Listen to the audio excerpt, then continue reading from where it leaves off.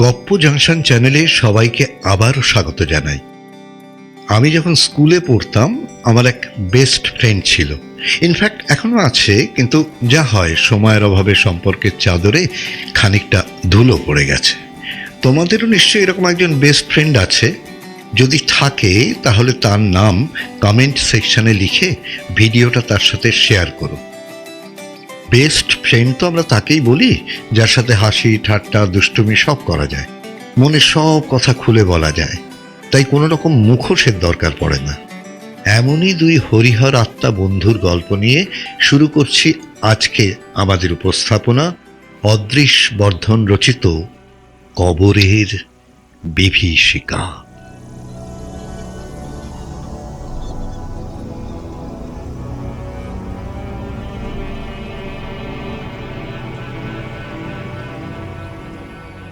পাহাড়ের গায়ে ছোট্ট একটা গাঁ, স্লেট পাথরের ছাউনি দেওয়া বেশ কয়েকটা কুঁড়ে ঘর। অদূরে ঝর্ণার ধারা ঝরছে ঝিরঝির ধারায়। চারিদিকে পাহাড়ের বেষ্টন, গাছপালার সবুজ আভা, আকাশের নীলিমা, সব মিলিয়ে শান্তি শান্তি, শুধুই শান্তি। কিন্তু এ হেন গাঁয়েও এলো অশান্তি। বাইরে থেকে নয়, গোরস্থান থেকে। লোমহর্ষক সেই কাহিনী যে শুনল তারই দাঁতে দাঁত লাগলো। কেউ কেউ গাঁ ছেড়ে চম্পট দেবে কিনা ভাবল। সন্ধে হলেই আগল পড়ল দরজায় দরজায়। অব্যাহত রইল কিন্তু নিশীথ রাতের আতঙ্ক। রাত যখন নিশুতি, অমাবস্যার নিশ্চিদ্যত মিশ্রায় চরাচরাবৃত, ঠিক তখন বেরিয়ে আসত সে, যেন উঠে আসত নরক থেকে, সঙ্গে আনত মৃত্যুর পরোয়ানা।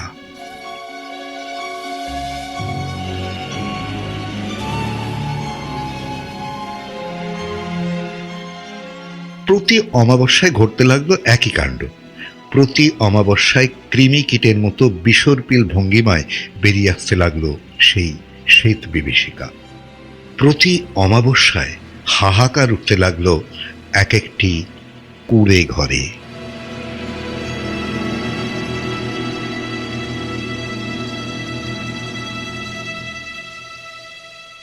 গাঁয়ের নাম নাই বললাম।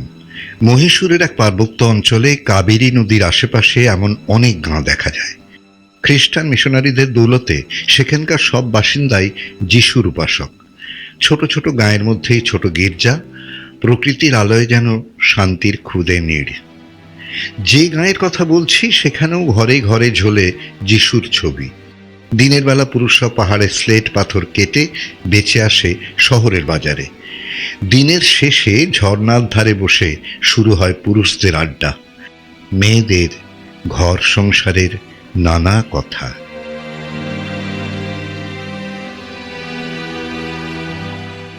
আব্রাহাম একাই আসর মাতিয়ে রাখত রোজ। হাসি খুশি দুরন্ত স্বভাব তার। কথা কইতে কইতে গান গেয়ে ওঠা এবং গানের সুরে তাল দিয়ে নেচে ওঠা তার স্বভাব। আব্রাহাম না থাকলে তাই আসর জমেই না। সেদিন কিন্তু দল ছাড়া হয়ে বসেছিল আব্রাহাম।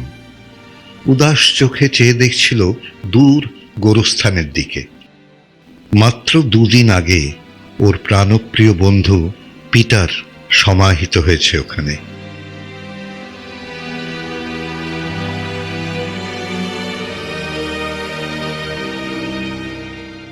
পিটার আব্রাহামের বন্ধুত্ব যারা দেখেছে তারা সবাই অবাক হয়েছে।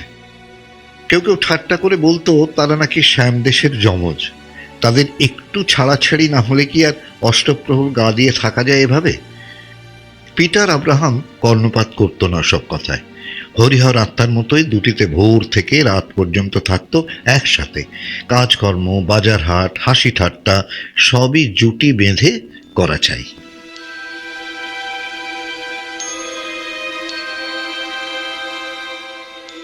সেই জুটি অকস্মাৎ গেল ভেঙে। পাহাড়ে পাথর কাটতে গিয়ে জায়গা নিয়ে বচসা হলো মাইকেল আর গোমসের সঙ্গে। রগচটা পিটার গাঁইতি তুলে তেড়ে গেল মাইকেলকে। জনাদশেক জোয়ান দৌড়ে এসে পিটারকে না ধরলে সেদিন নিঘাত খুন হয়ে যেত মাইকেল। আব্রাহাম একা দাঁড়িয়েছিল পিটারের পক্ষে। মনের দিক থেকে সায় ছিল না, তবু দাঁড়িয়েছিল। পিটার যে ওর প্রাণের চেয়েও প্রিয় বন্ধু। 10 জনের টিটকিরি থেকে আব্রাহামই পিটারকে আড়াল করে নিয়ে নেমে এসেছিল পাকদণ্ডী বেয়ে। আর দুর্ঘটনা ঘটল ঠিক সেই সময়। পা পিছলে গেল পিটারের। পাকদণ্ডী যেখানে অকস্মাৎ ঢালু হয়ে অনেকটা নেমে গিয়েছে এবং খাদের ধার বরাবর গিয়ে ফের বাঁক নিয়েছে ডান দিকে, ঠিক সেইখানে যেন শুকনো ডাঙায় আছাড় খেল পিটার।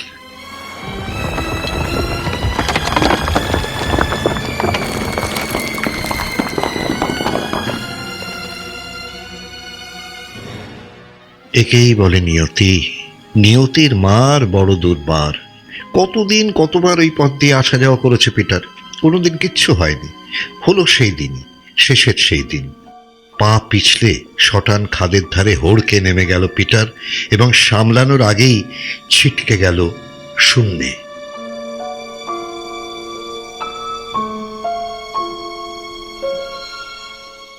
সন্ধে হলো, আড্ডা ভাঙল। আব্রাহামের বিষাদ মাখা মুখের দিকে তাকিয়ে একে একে সবাই ফিরে গেল যার যার ঘরে। একা বসে রইল আব্রাহাম। মনের মধ্যে কত স্মৃতি, কত ভাবনা, কত কান্না, কত হাসি ভিড় করে এলো। কিন্তু না, কাঁদতে পারল না আব্রাহাম।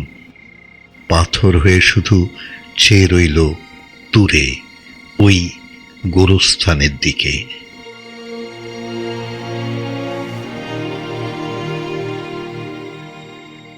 আরো রাত হলো। আব্রাহাম আর বসে থাকতে পারল না। উঠে দাঁড়ালো আচ্ছন্নের মতো, পায়ে পায়ে এগোলো গোরস্থানের দিকে। পিটার ওই যে ওখানে শুয়ে আছে শেষ শয্যায়। আপন মনে বিড়বিড় করতে করতে দৌড়লো আব্রাহাম। পিটার, পিটার, আমি আসছি। পিটার, পিটার, পিটার, আমি আসছি। আমি আসছি পিটার, আমি আসছি। আমি আসছি, আমি আসছি। ওই তো গোরস্থান। অমাবস্যার অন্ধকারে চোখ চলে না বেশি দূরে, কিন্তু ওই তো দেখা যাচ্ছে পিটারের কবর। এতক্ষণ পরে অবরুদ্ধ আবেগে ফুঁপিয়ে উঠল আব্রাহাম।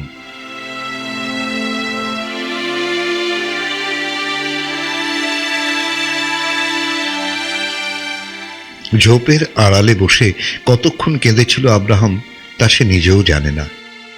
কত দিনের কত কথা, কত মেলামেশার সুখ স্মৃতি ভিড় করে এসেছিল বেদনার টনটনে বুকটার মধ্যে। সে হিসেবও নেই আব্রাহামের। ওর শুধু মনে আছে রাত যখন আরো গভীর হয়েছে, যখন নিঝুম নিস্তব্ধ গোরস্থানে ঝিঝির কান্না ছাড়া আর কিচ্ছু শোনা যাচ্ছে না, ঠিক তখন পিটারের কবরের দিকে তাকিয়ে অদ্ভুত একটা বস্তু দেখেছিল সে। যেন একটা সাদা কুয়াশা অথবা নীল আকাশ থেকে ধার করে আনা এক টুকরো সাদা মেঘ দুলছে কবরটার উপর। অমাবস্যার অন্ধকারে প্রথমে সাদা মেঘই মনে হয়েছিল। ভালো করে ঠাউর করবার পর বস্তুটার আসল চেহারা দেখে একেবারে ভ্যাবা ছাকা খেয়ে গেল আব্রাহাম।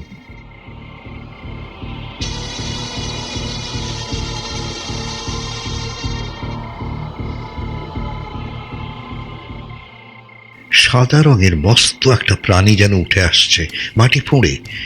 প্রাণী বললে ভুল বলা হবে, কৃমি কীটকে যদি বহু গুণে বর্ধিত করা যায় তবেই আঁচ করা যাবে রাত দুপুরের সেই শ্বেত বিভীষিকাকে। লম্বায় প্রায় হাত চারেক, সুপুরি গাছের মতো মোটা দেহ, অবিকল কৃমি কীটের মতো বা কেঁচোর মতো সাদা রঙের শুঁয়োপোকার মতো পুকে হেঁটে ধীর গতিতে কবর ঠেলে নেমে এলো সেই অলৌকিক রহস্য।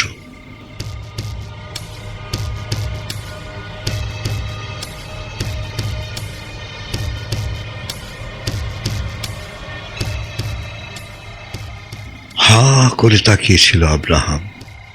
এ কি দৃশ্য দেখছে সে! কবরটা পিটারের, সন্দেহ নেই, কিন্তু পিটারের কফিন থেকে পিটারের প্রেতমূর্তির পরিবর্তে এ কার শরীরই আতঙ্ক আবির্ভূত হচ্ছে মাটির উপর? কি তার অভিপ্রায়? কেনই বা এহেন বিচিত্র কায়া? নেহাত ডাকাবুকো বলে হার্ট ফেল করেনি আব্রাহাম। মহা ডানপিটে বলেই গোঁ গোঁ করে চেঁচিয়ে উঠে চম্পট দেয়নি তল্লাট ছেড়ে। শুধু চেয়ে থেকেছে আড়ষ্ট দেহে, দেখেছে শ্বেত কীটের নারকীয় গতি।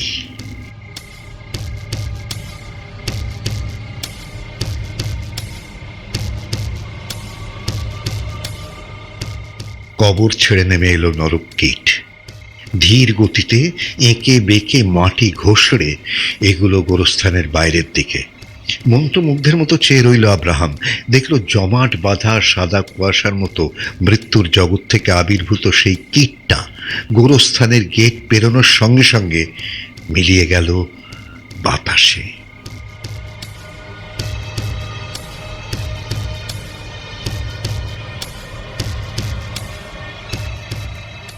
সম্বিত ফিরে পেল আব্রাহাম। কপালে হাত বুলিয়ে টের পেল কাল ঘাম ছুটেছে ওই কয়েক মিনিটের মধ্যেই। অসম্ভব উত্তাল হয়েছে হৃৎপিণ্ড। কলজি বুঝি ফেটে বেরিয়ে আসতে চাইছে পাঁজরার খাঁচা ছেড়ে। টলতে টলতে উঠে দাঁড়ালো আব্রাহাম। টলতে টলতেই ফিরে এলো গায়ে। মোহাচ্ছন্নের মতো শুয়ে পড়ল তার শয্যায়।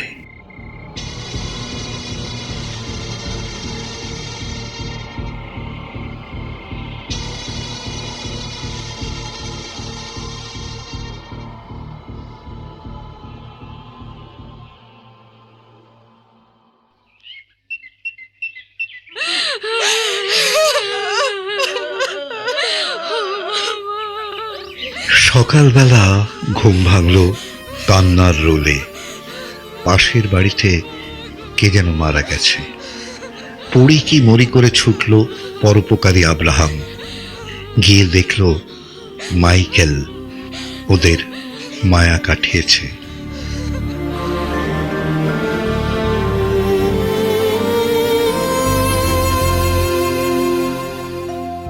বিছানায় পড়ে ওর রক্তশূন্য দেহটা।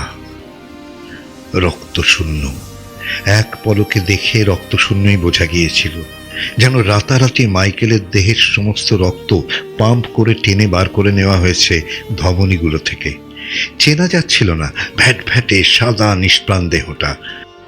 পলকহীন চোখে চেয়ে রইল আব্রাহাম। চোখের সামনে ভেসে ওঠে পরপর কয়েকটি দৃশ্য। পাহাড়ের উপর মাইকেলের সঙ্গে পিটারের মারামারি, পিটারের অপঘাত মৃত্যু, শ্বেত কীট উঠে আসছে পিটারের কবর থেকে, তারপর মাইকেলের মৃত্যু। মৃত্যুটাও স্বাভাবিক নয়। কোথায় গেল শরীরের রক্ত? কোথায় গেল শরীরের রক্ত? কে ওই সাদা কীট? কেনই বা সে এলো আর গেলই বা কোথায়?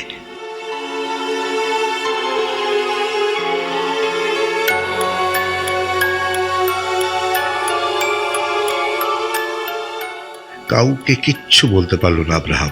সারাদিন কাটল অস্থির চঞ্চলতার মধ্যে। অবশেষে রাত্রি এলো। গুটি গুটি কবরখানায় হাজির হলো আব্রাহাম।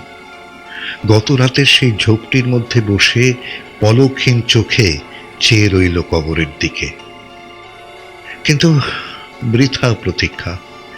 রাত ভোর হলো, কিন্তু কবর ফুঁড়ে আবির্ভূত হলো না কৃমি কীটের মতো সেই বিচিত্র প্রেতচ্ছায়া।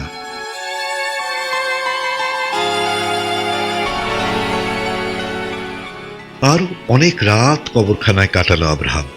দেখা পেল না পরলোক থেকে আসা সেই আগন্তুকের। এবার এলো আর একটি অমাবস্যা। সেই রাতেও কবরখানায় হাজির রইল আব্রাহাম। ওর মন বলছিল অমাবস্যার নিশ্ছিদ্র অমানিসার সাথে নিশ্চয়ই কোনো যোগসূত্র আছে শরীরী ওই আতঙ্কের। তাই ওঁত পেতে বসে রইল ঝোপের মধ্যে। বসে থাকতে থাকতে চমকে উঠল এক সময়। হ্যাঁ, সে এসেছে। কবরের মাথায় আবার দেখা দিয়েছে মেঘলা আভাস। আবার নড়ছে চেরাপুঞ্জি থেকে ধার করা ঘনীভূত রহস্য। আবার দৃশ্যমান হচ্ছে নরক থেকে আবির্ভূত সাদা রঙের গা ঘিনঘিনে সেই ভয়াল মৃত্যুকীট। সে এলো, বিসর্পিল ভঙ্গিমায় এগুলো, গেটের বাইরে গিয়ে মিলিয়ে গেল শূন্যে।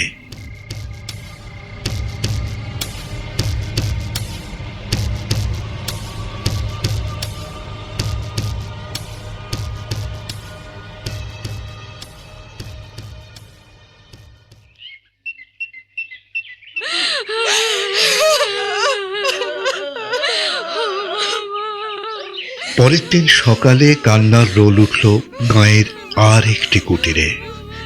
গোমস মারা গেছে। সারা শরীরের সমস্ত রক্ত যেন উধাও হয়েছে রাতারাতি। বিবর্ণ বিকৃত সেই মুখের দিকে তাকানো যায় না।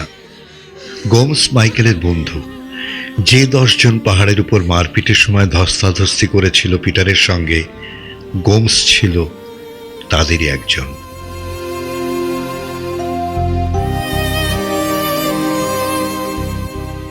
পরের অমাবস্যাতেও ঘটল একই কাণ্ড।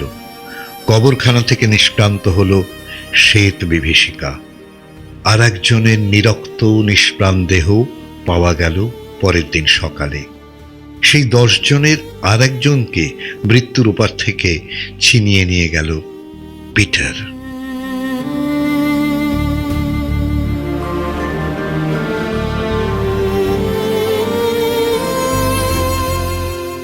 আব্রাহাম আর সইতে পারল না। কাউকে কিছু সে বলল না। সেদিন দুপুর রোদে গাঁইতি নিয়ে হানা দিল কবরখানায়। পিটারের কবর খুঁড়ে টেনে তুলল কফিন।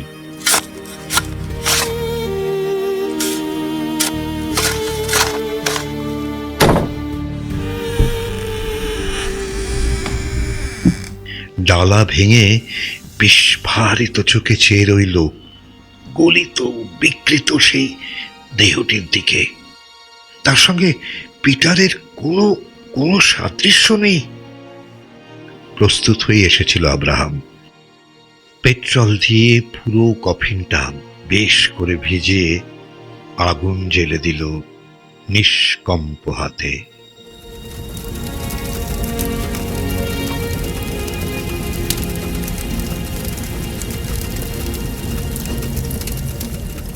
ঘণ্টা কয়েক পরে ছায়ের স্তূপ ঢেলে দিয়ে এলো ঝর্ণার জলে।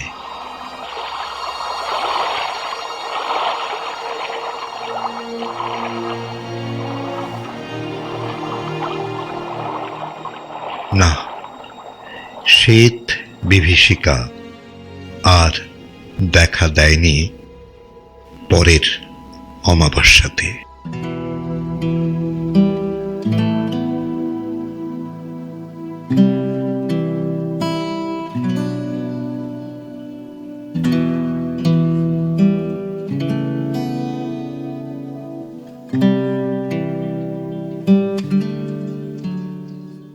ক্রোধ হচ্ছে ষড়রিপুর মধ্যে অন্যতম একটি রিপু।